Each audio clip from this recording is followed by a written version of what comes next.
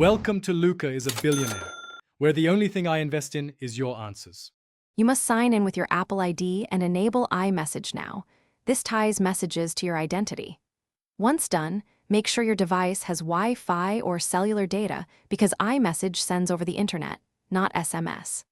Next, open Settings, go to Messages and choose Send, and receive to pick which phone numbers and emails you want others to reach. Finally, set your caller ID so people see the right contact. This initial setup prevents sync issues across devices. Start a conversation by tapping the new message icon and entering a contact, phone number, or email. You can attach photos, audio messages, or your current location using the camera and plus icons. This helps share context quickly.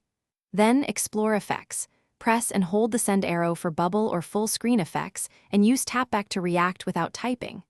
Also, open the app drawer to send stickers, digital touch, or third-party extensions to make messages richer and faster. To keep conversations consistent, enable Messages in iCloud. This syncs threads and attachments across devices and saves space. For privacy, choose whether to send read receipts per conversation and use Do Not Disturb or Focus modes when you need silence. If iMessage fails to activate, reset network settings, sign out and back into your Apple ID, and confirm date/time are set automatically. Finally, update iOS. Many bugs get fixed in updates. If problems persist, Thanks for watching and please subscribe. It's the best investment you'll ever make.